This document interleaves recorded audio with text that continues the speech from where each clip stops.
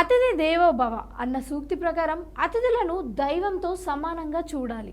వారికి ఎలాంటి లోటుపాటు రాకుండా గౌరవంగా చూసుకోవాలని పెద్దలు అంటూ ఉంటారు. అయితే దాన్ని ఎవరు ఎంతవరకు పాటిస్తారో తెలియదు కానీ కొందరు మాత్రం ఆ మాటను తూచా తప్పకుండా పాటిస్తుంటారు. ఇందుకు నిదర్శనంగా మన కళ్ళ ముందు ఎన్నో సంఘటనలు చోటు చేసుకుంటాయి. తాజాగా వైరల్ అవుతున్న వీడియో కూడా ఇందుకు నిదర్శనం.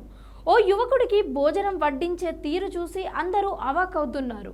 ఈ వీడియోను చూసి వారంతా అతిథి మర్యాదలంటే ఇవే అన్నట్లు కామెంట్లు చేస్తున్నారు. సోషల్ మీడియాలో ఓ వీడియో తెగ వైరల్ అవుతుంది. అతిథిగా తమ ఇంటికి వచ్చిన ఓ యువకుడికి నేలపైన కూర్చోబెట్టి అతడికి ఎదురుగా ఆహారాన్ని వడ్డిస్తారు.